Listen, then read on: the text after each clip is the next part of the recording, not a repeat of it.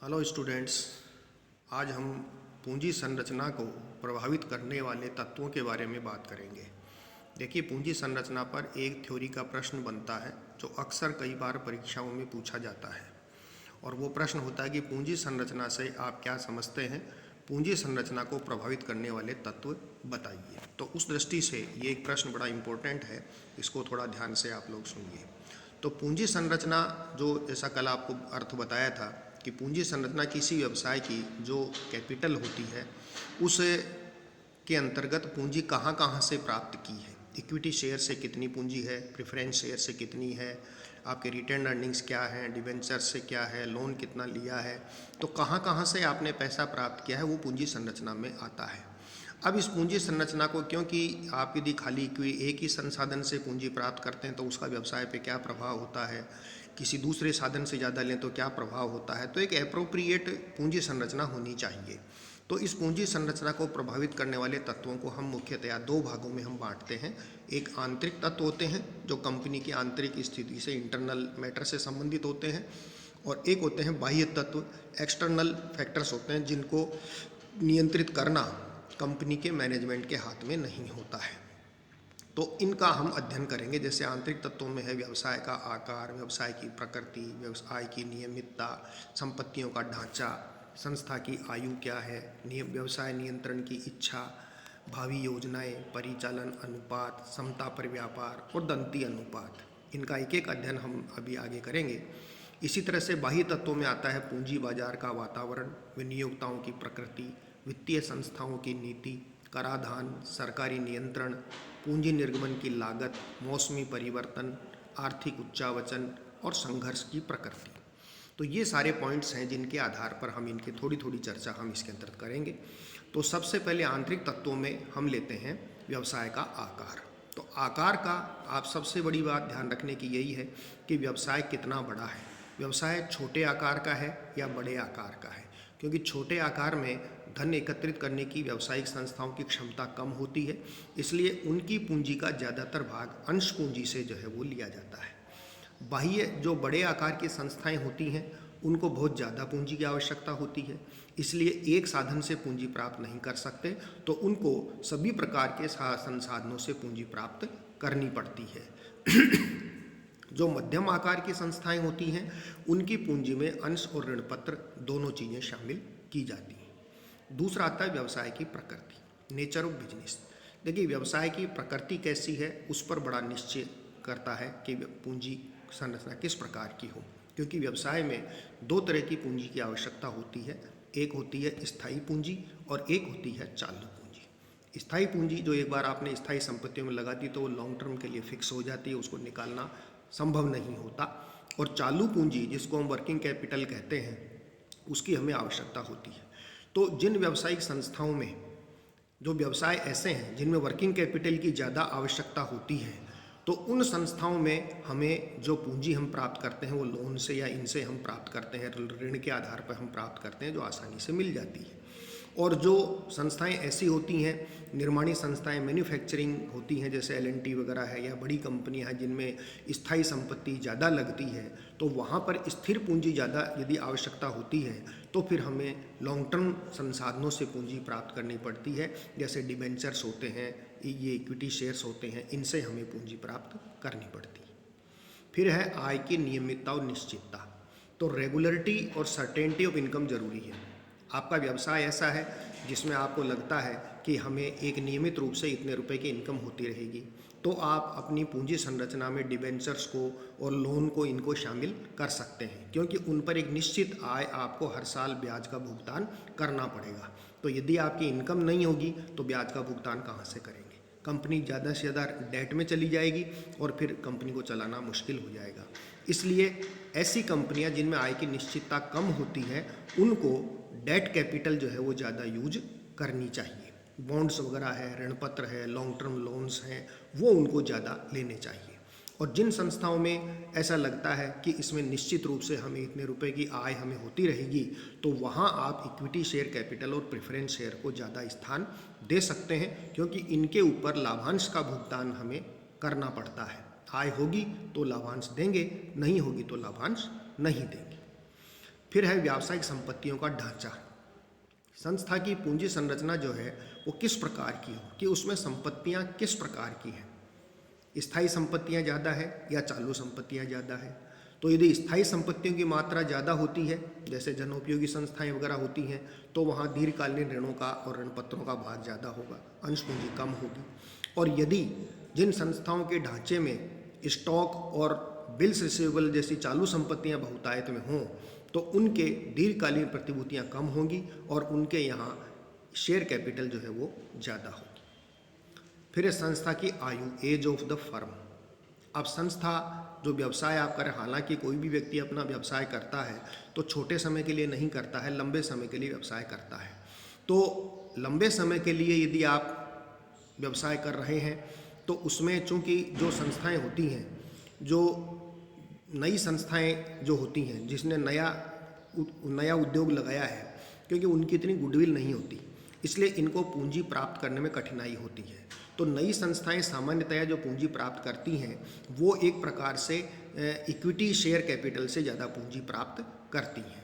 और जो पुरानी संस्थाएं होती हैं उनको लोन, उनकी गुडविल के हिसाब से लोन वगैरह उनको आसानी से मिल जाता है।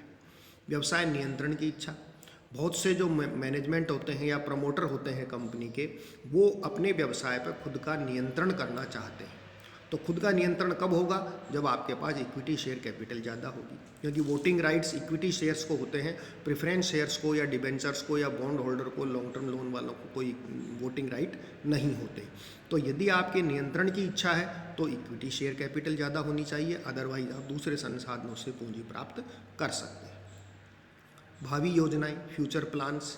कंपनी के फ्यूचर प्लान्स किस प्रकार के हैं, उस पर भी पूंजी संरचना का निर्भर जो है वो पूंजी संरचना निर्भर होती है। भविष्य में यदि आप व्यवसाय की विस्तार करना चाहते हैं तो आपको ऑथोराइज्ड कैपिटल ज़्यादा रखनी होगी और उसमें केवल समता अंशों का निर्गमन जो है वो करना चाहिए प्रारंभ में। बाद में आप धीरे धीरे जैसे आवश्यकता हो वैसे आप प्रेफरेंस शेयर कैपिटल और डिबेंचर्स इशू कर सकते हैं। ऑपरेटिंग रेशियो, परिचालन अनुपात। परिचालन अनुपात क्या होता है कि आप जिस वस्तु का व्यवसाय करते हैं उससे कितनी इनकम होती है। जो आप प्रोडक्ट बनाते हैं उस प्रोडक्ट की सेल से आपको जो इनकम होगी वो एक तरह से ऑपरेटिंग इनकम है। और नॉन ऑपरेटिंग कौन सी? जैसे आपने पैसा खूब हो गया तो आपने इन्वेस्टमेंट कर दिया, किसी कंपनी के बॉन्ड्स में लगा दिया, डिवेंचर्स में दूसरी कंपनी में इन्वेस्टमेंट कर दिया, शेयर्स वगैरह में कर दिया, तो उसकी जो इनकम होती है वो नॉन ट्रेडिंग इनकम होती है, नॉन ऑपरेटिंग इनकम होती है। तो ऑपरेटिंग इनकम जो है वो किस प्रकार की है? तो ऑपरेटिंग इनकम में ज़्यादा यदि ऑपरेटिंग एक्सपेंसेज आपकी ज़्यादा है तो आपको वर्किंग कैपिटल के रूप में पैसा ज़्यादा चाहिए होता है, और यदि ऑपरेटिंग एक्सपेंसेज कम है तो आपको जो है वो कम पूंजी की ऋण वर्किंग कैपिटल की कम जो है वो आवश्यकता होगी। तो ये जो ऑपरेटिंग रेशियो है, ये ऑपरेटिंग रेशियो जितना कम होगा उसमें स्थिर लागत वाली प्रतिभूतियों का भाग उतना ही ज़्यादा होगा, और जितना ऊंचा होगा तो उसमें ऋणगत प्रतिभूतियों का भाग उतना ही कम जो है वो रखना पड़ेगा। फिर है समता पर व्यापार, ट्रेडिंग ऑन इक्विटी। ये बहुत ही इम्पोर्टेंट पॉइंट है और इस पर हम अलग से चर्चा भी करेंगे। ट्रेडिंग ऑन इक्विटी का यहाँ शॉर्ट में आपको बताता हूँ, सीधा सा मतलब है जो कंपनी ऋण पत्रों के द्वारा या ऋणों के द्वारा व्यापार करती है वो समता पर व्यापार की नीति कहलाती है। यदि आपने ऋण नहीं लिया है, केवल इक्विटी और प्रेफरेंस शेयर कैपिटल ही आपके कैपिटल स्ट्रक्चर में है, तो इसका मतलब आप जो है समता पर व्यापार नहीं कर रहे हैं। अब इसमें कम और ज़्यादा कई चीज़ें होती हैं जो आपको आगे बताएंगे। इसी तरह से दंती अनुपात, गियरिंग रेशियो, ये बहुत इंपॉर्टेंट रेशियो है। इसको हम ज्ञात करते हैं। हमारे पास जो पूंजी है वो दो तरह की होती है, एक तो होती है स्थिर लागत वाली पूंजी और एक होती है परिवर्तनशील लागत वाली पूंजी। इन दोनों के बीच का जो अनुपात है उसे हम दंती अनुपात के नाम से जानते हैं। स्थिर लागत वाली पूंजी कौन सी होती है? जैसे डिबेंचर्स हैं, लॉन्ग टर्म लोन्स हैं, जिन पर एक फिक्स इंटरेस्ट हमको देना पड़ता है। और परिवर्तनशील लागत वाली पूंजी शेयर कैपिटल होती है, जिस पे लाभ हो गया तो आपने डिविडेंड दे दिया, नहीं हुआ तो नहीं दिया। तो इनका जो रेशियो है वो गियरिंग रेशियो कहलाता है। तो कंपनी किस प्रकार का कंपनी में गियरिंग रेशियो है उसके हिसाब से हम पूंजी संरचना हमको निश्चित करनी पड़ती है। तो ये ऐसे 10 फैक्टर्स हैं जो कंपनी के आंतरिक प्रबंध से संबंधित है। मैनेजमेंट चाहे तो इनको कंट्रोल कर सकता है, कम या ज़्यादा कर सकता है, ये मैनेजमेंट के हाथ में होते हैं। अब जो तत्व आते हैं वो होते हैं एक्सटर्नल फैक्टर्स, बाह्य तत्व, जिन पर मैनेजमेंट का नियंत्रण नहीं होता। सरकार का और बाह्य जो संस्थाएं हैं, उन फाइनेंशियल वित्तीय संस्थाएं हैं, स्टॉक मार्केट है, इन चीज़ों का प्रभाव पड़ता है। तो ये भी हमको ध्यान में रखना आवश्यक है। सबसे पहला है पूंजी बाजार की दशाएं, कंडीशन ऑफ कैपिटल मार्केट या स्टॉक मार्केट। व्यवसाय में पूंजी बाजार की दशाएं कैसी हैं? मंदीकाल यदि है तो आपको अधिमानंश और ऋणपत्रों की मात्रा ज़्यादा रखनी चाहिए, और तेजी है तो आपको इक्विटी शेयर कैपिटल जो है वो ज़्यादा रखनी चाहिए, क्योंकि बाजार में उसका मूल्य अधिक होगा। विनियोक्ताओं की प्रकृति कैसी है? जो व्यक्ति आपकी कंपनी में इन्वेस्ट करते हैं वो किस प्रकार के हैं? यदि वो साहसी हैं, जोखिम उठाने वाले हैं, तो इक्विटी शेयर कैपिटल ज़्यादा होनी चाहिए, क्योंकि शेयर का प्राइस बढ़ भी सकता है और घट भी सकता है। और यदि डरपोक स्वभाव के हैं और कम पैसे लगाने वाले हैं, रिस्क कम लेना चाहते हैं, तो फिर उनके लिए जो है वो डिबेंचर्स या बॉन्ड या लॉन्ग टर्म लोन जो है वो उनके पूंजी संरचना में होना चाहिए। फिर आता है वित्तीय संस्थाओं की नीति। जो फाइनेंशियल इंस्टीट्यूशंस हैं, जो कंपनियां फाइनेंस देती हैं, इसमें बैंक भी आते हैं और एनबीएफसी भी आती है, नॉन बैंकिंग फाइनेंस कंपनी भी आती है, जैसे बजाज फाइनेंस है, एचडीएफसी है, बहुत सी कंपनियां हैं, महिंद्रा एंड महिंद्रा है, एलएनटी फाइनेंस है। तो ये कंपनियां भी जो है फाइनेंस करती हैं। तो ऐसी स्थिति में पूंजी ढांचे में समता पूंजी के मध्य और इस पूंजी के मध्य 1:1 के अनुपात पर सामान्यतया बल देती है कि डेट इक्विटी रेशो हम एक निकालते हैं, ऋण और समता पूंजी, तो वो 1:1 के अनुपात पर बल देते हैं। तो इसलिए ऋण के रूप में दी गई राशि को जो है कुछ समय पश्चात समतांशों में परिवर्तित भी कर देते हैं, कन्वर्टेबल डिवेंचर्स भी जारी किए जाते हैं।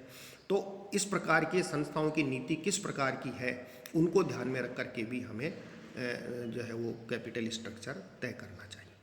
कराधान, टैक्सेशन, ये बहुत इंपॉर्टेंट पॉइंट है, क्योंकि आय आप कितनी भी कमाइए, यदि आप टैक्स प्रोविजंस का ध्यान नहीं रखेंगे तो निश्चित रूप से आपका व्यवसाय प्रगति नहीं कर सकता। तो आयकर अधिनियम के अंतर्गत बहुत सी चीज़ों पर छूट दी जाती है। तो जिन चीज़ों पर छूट हमें मिलती है उसका हमें समायोजन ज़्यादा करना चाहिए, उनको उस पूंजी को ज़्यादा सम्मिलित करना चाहिए, और जिन पर छूट नहीं मिलती उनको कम सम्मिलित करना चाहिए। जैसे ऊंची दरों पर जिन कंपनियों पर टैक्स लगता है, तो उनकी कर योग्य आय की जब हम गणना करेंगे तो उसमें इंटरेस्ट ऑन डिबेंचर्स को अलाउड एक्सपेंडिचर माना जाता है और प्रॉफिट में से उसको लेस कर देते हैं। लेकिन जो डिविडेंड आप देते हैं, preference share equity dividend, preference share dividend, equity share dividend, उसको जो है वो एक्सपेंडिचर नहीं माना जाता और उसको लाभ में से घटाया नहीं जाता, P&L में नहीं दिखाते, उसका एप्रोप्रिएशन के अंतर्गत हम उसको काम में लेते हैं। तो इसलिए जो कंपनियां पूंजी संरचना में डिबेंचर्स को ज़्यादा प्राथमिकता देती हैं, क्योंकि डिबेंचर्स पर जितना लोन जो इंटरेस्ट होता है वो अलाउएबल एक्सपेंडिचर है, वो खर्चा स्वीकृत होता है।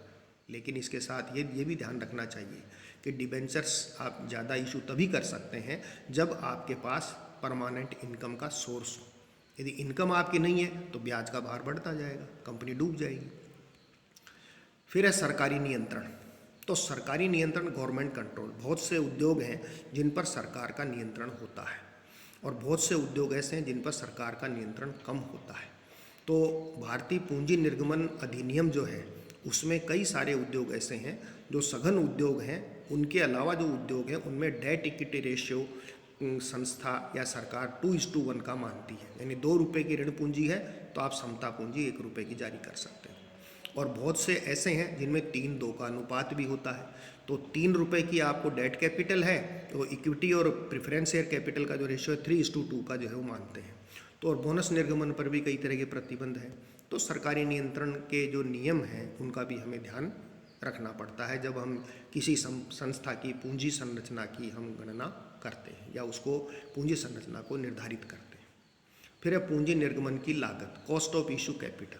देखिए सीधी सी बात है कि कहीं से भी यदि आप पूंजी प्राप्त करते हैं तो पूंजी आप प्राप्त करेंगे तो निश्चित रूप से पूंजी कोई भी आपको फ्री में नहीं देगा, आपका कोई ना कोई पैसा उस पर जरूर खर्च करना पड़ेगा। यदि आप लोन लेते हैं तो आपको ब्याज देना पड़ता है, दलाली भी लगती है, अंडरराइटिंग कमीशन भी लगता है, डिस्काउंट भी होता है, एडवर्टाइजमेंट के खर्चे भी होते हैं। तो कई तरह से इनकी लागत आती है। तो पूंजी निर्गमन की लागत कितनी है, कौन सी पूंजी आप इश्यू कर रहे हो, उसकी कॉस्ट क्या है, इस पर अलग से एक कॉस्ट ऑफ कैपिटल का टॉपिक भी है, वो भी हम डिस्कस करेंगे। सीजनल वेरिएशन, मौसमी परिवर्तन। बहुत से उद्योग ऐसे होते हैं जो एक सीजन में चलते हैं, तो सीजन में चलेंगे तो उस सीजन में आपको वर्किंग कैपिटल की ज़्यादा आवश्यकता होगी, स्थायी पूंजी की कम आवश्यकता होगी। और जो सीजन नहीं है तो वहाँ आपको बिजनेस आपका होगा नहीं, इनकम आपकी कम होगी, तो आप इंटरेस्ट वगैरह, डिबेंचर्स वगैरह कैसे दे पाएंगे। तो ऐसी स्थिति के अंतर्गत अल्पकालीन ऋणों पर ज़्यादा ध्यान हमको देना चाहिए बजाय दीर्घकालीन ऋणों की। आर्थिक उच्चावचन, इकोनॉमिक फ्लक्चुएशन। अब जैसा अभी आप देख रहे हैं, कोविड चल रहा है, कोरोना वायरस के कारण देश के उद्योग धंधे एकदम ठप हो गए। अब 6 महीने 8 महीने बाद में जाकर के थोड़ी सी रफ्तार जो है उद्योग धंधों में आई है, बाकी 8-10 महीने से तो उद्योग एकदम बिल्कुल ही ढीले पड़े हैं। आर्थिक उच्चावचन इतने ज़्यादा हो रहे हैं, मंदी की स्थिति इतनी ज़्यादा है कि कंपनियों के पास में या संस्थाओं के पास, व्यापारी के पास चुकाने के लिए ब्याज के पैसे भी नहीं है। बिजनेस ही नहीं चल रहा तो कहाँ से देगा। तो ऐसी स्थिति में इनको समता अंशों के साथ साथ हमें ऋण पत्रों को भी पर्याप्त स्थान देना चाहिए। फिर आता है स्पर्धा की प्रकृति, और लास्ट है नेचर ऑफ कंपटीशन, कि स्पर्धा की प्रकृति का भी पूंजी संरचना के निर्धारण में बड़ा प्रभाव पड़ता है। जैसे जो जनोपयोगी और परिवहन जैसे उद्योग हैं, जिसमें एक कंपनी की दूसरी कंपनी से विशेष प्रतिस्पर्धा नहीं होती, तो उसमें क्या होता है, आय की स्थिरता बनी रहती है। और आय की स्थिरता रहती है तो जैसे ऊपर आपको बताया था कि हम डिबेंचर्स लोन हम ले सकते हैं जिन पर हम निश्चित ब्याज हमको देना पड़ता है। और जिन संस्थाओं में आय की स्थिरता नहीं होती या स्पर्धा की प्रकृति नहीं होती, वहाँ जो है वो, या स्पर्धा जिनकी होती है, तो ऐसी स्थिति में वहाँ पर जो है हमें ये पूंजी संरचना के अंदर समता अंशों का समावेश करना चाहिए, जहाँ पर गला काट प्रतिस्पर्धा होती है, क्योंकि वहाँ आय की स्थिरता नहीं होती। कभी भी कंपटीशन ज़्यादा हो गया तो हमें इनकम नहीं हुई, कम हो गया तो हमें इनकम ज़्यादा हो गई। तो इसलिए जहाँ उच्चावचन ज़्यादा होते हैं, फ्लक्चुएशन ज़्यादा होता है, वहाँ हमें समता अंशों का उपयोग सबसे ज़्यादा करना चाहिए। तो इस प्रकार से ये पूंजी संरचना को प्रभावित करने वाले तत्व हैं, जिसके अंतर्गत हम आंतरिक तत्व और बाह्य तत्व, दोनों प्रकार के तत्वों को इसके अंतर्गत हम जो है वो शामिल करते हैं। तो ये एक बहुत ही इम्पोर्टेंट प्रश्न है कि पूंजी संरचना से आप क्या समझते हैं और पूंजी संरचना को प्रभावित करने वाले तत्व जो है वो बताइए। तो ये एक अच्छा प्रश्न परीक्षा की दृष्टि से भी आपको ध्यान रखना आवश्यक है।